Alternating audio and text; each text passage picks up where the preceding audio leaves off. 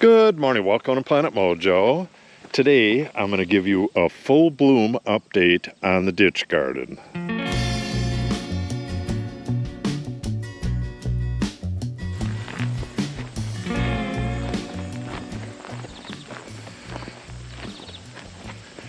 And we'll start it right here with the Macintosh apple tree. Not much redness yet. A couple got some red on them. My daughter Natalie really loves them at this stage. Yeah, we got a little bit of red. Looking pretty good. There's thousands of apples on here. We're gonna have a hard time getting rid of these things. Well, not thousands. There's probably, there could be 200 in here. I mean, they are just packed in here. I should thin these out a bit, but I really don't have the time. And the zinnias. Some of the earlier flowers are starting to fade, like this here, but there's still just buds everywhere. You can see that's opening. That's a closed bud, closed bud. I'll show you that backside as well on the way out. But look at that. Just incredible.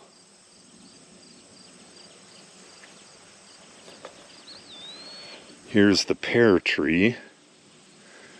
Both of these trees got pretty mangled up by the Japanese beetles, but they're recovering now that the Japanese beetles are pretty much over.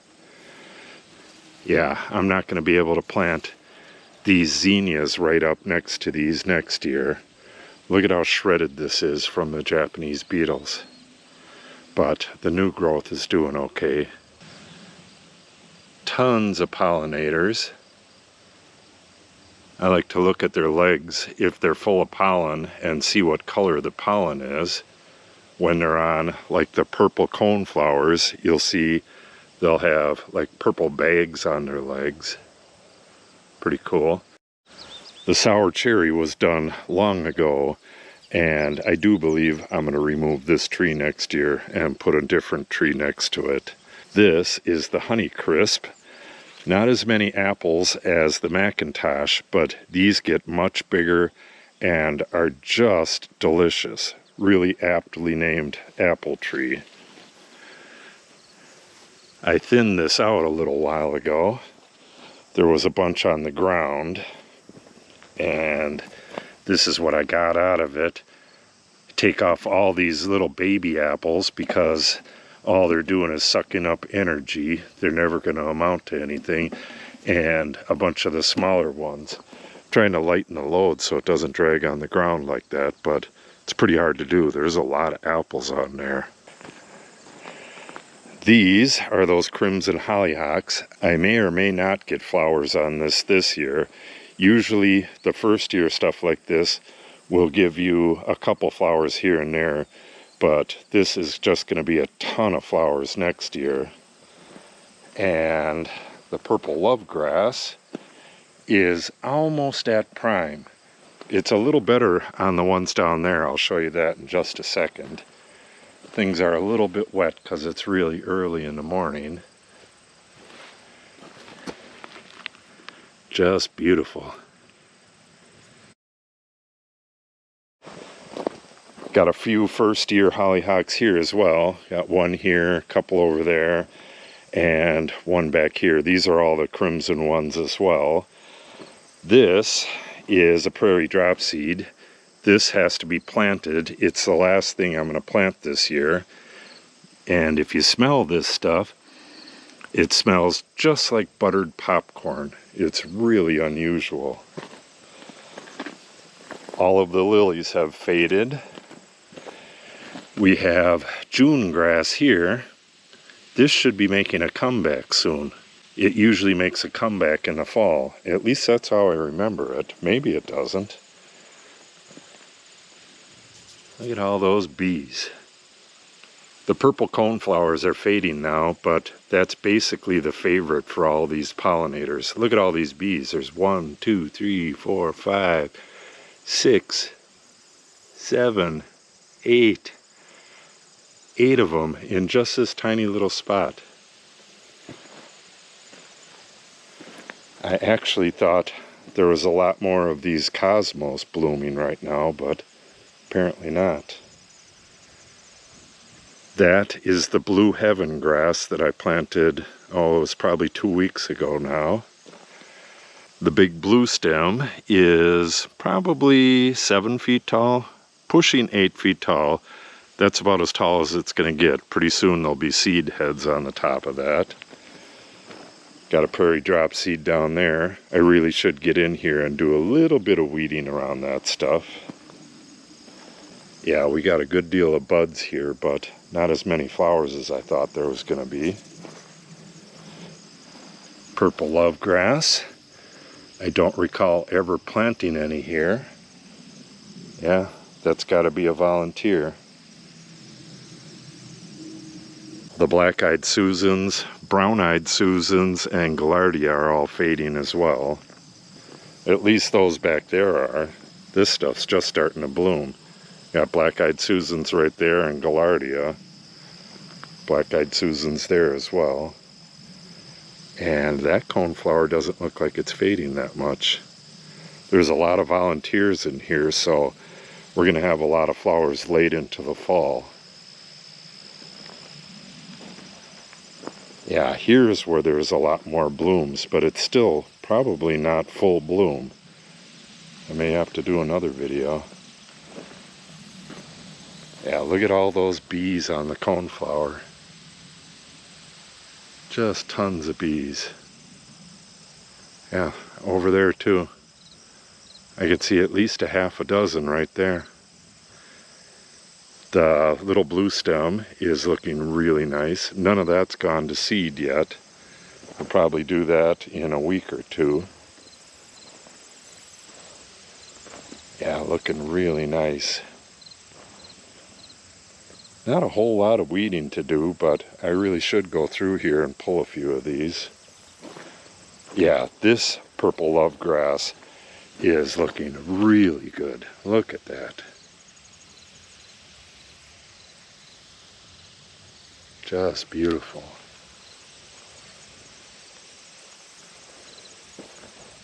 Prairie drop seed down there.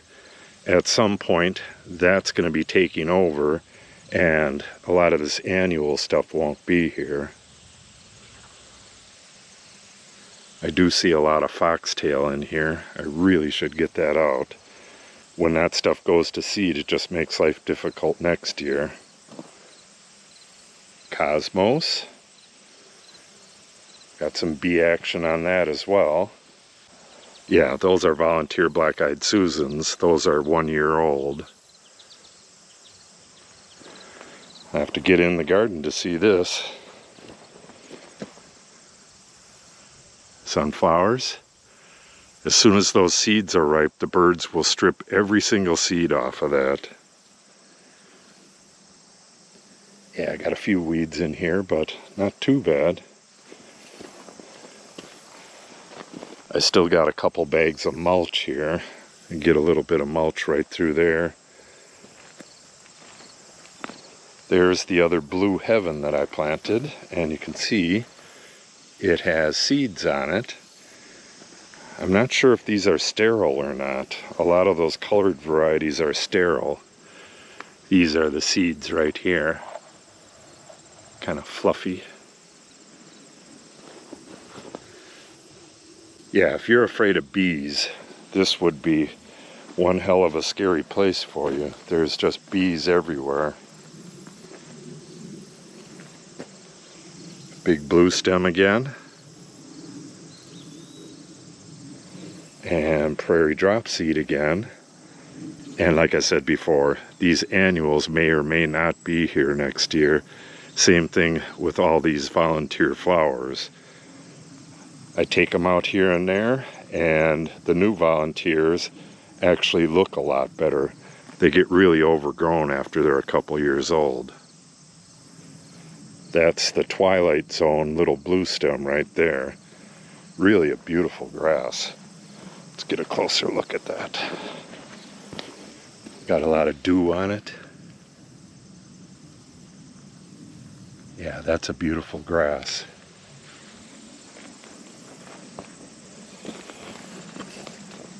Bachelor's buttons, zinnias, big giant old bee there.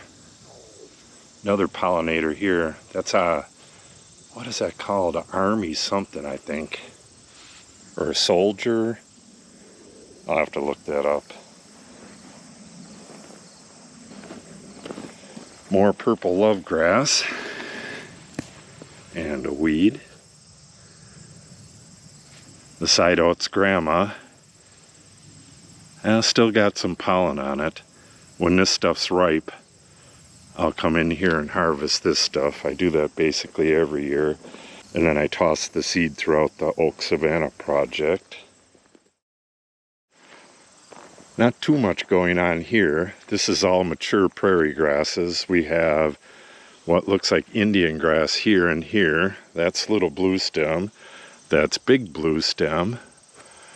Yeah, I believe that is little blue stem as well, but I won't be able to really tell until we get seed heads on this.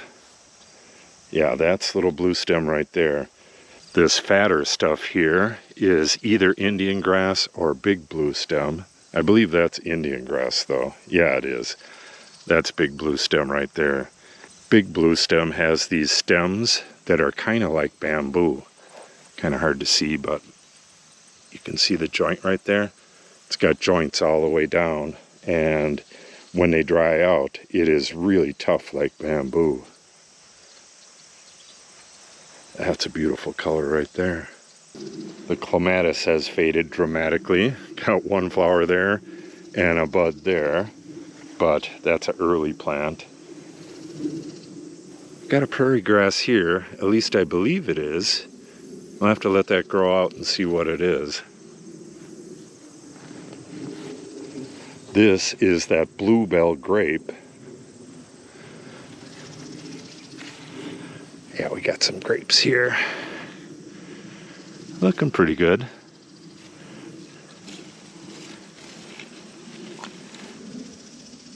Yeah, normally these wouldn't be growing on the side like that. Next year they'll be growing up here. But I let a few of the grapes grow on the side because the cordons weren't ready yet. Alright, we'll step through the trellis here. This is a wine grape right here. Prairie drop seed. Again, this smells just like buttered popcorn. Really unusual. Little blue stem, back of the big blue stem. Another prairie drop seed's probably not a good spot for it. And a bunch of volunteers. I'll let these flower this year, but these will be gone next year. Closer look at this blue heaven. Yeah, that's going to be super cool looking once it gets a couple years older. Well, it looks cool now, but it's going to be really cool in a couple years. Blueberries starting to fade.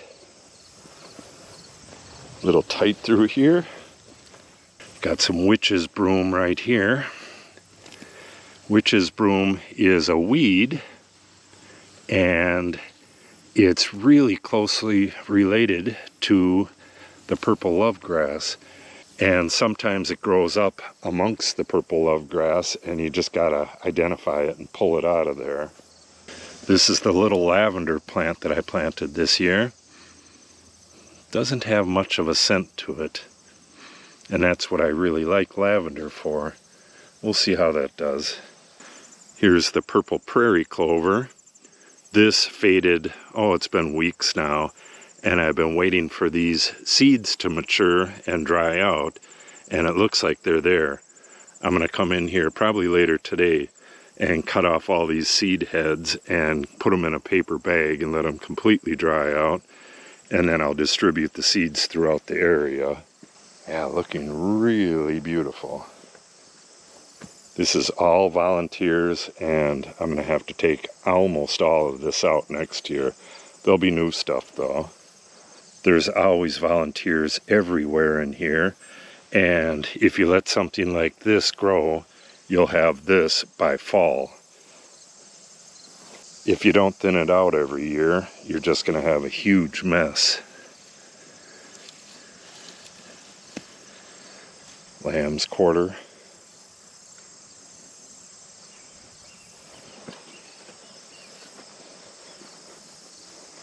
And just like every year, the path gets closed off. That big blue stem gets so big, and the wisteria gets so big that they close it up. I could get through there, but I would get soaking wet. Yeah, this is a really nice prairie drop seed here.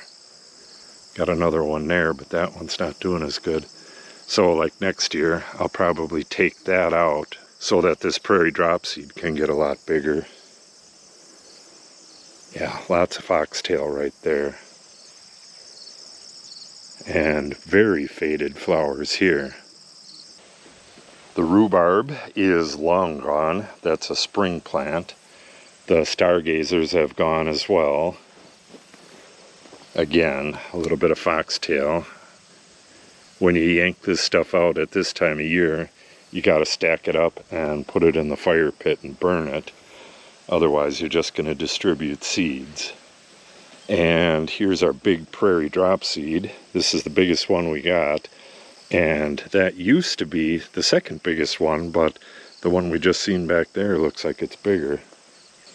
Got a volunteer black-eyed Susan there.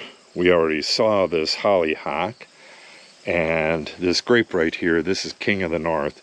I keep saying almost every year that I'm going to take this out next year because the grapes aren't that good and the birds get them all anyways, but I never take it out. Hopefully I'll take it out next year. My wife's flowers. Get this out of the way.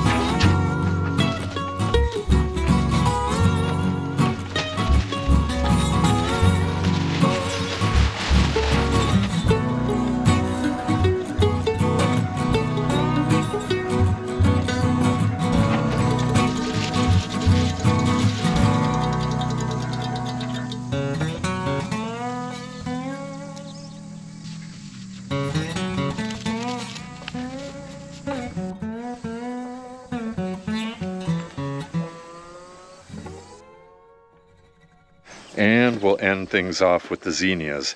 This is the view we get from the house, and it's magnificent. You get all of the zinnias facing upwards, and then on the side, you get all these flowers facing right at you. It's just gorgeous.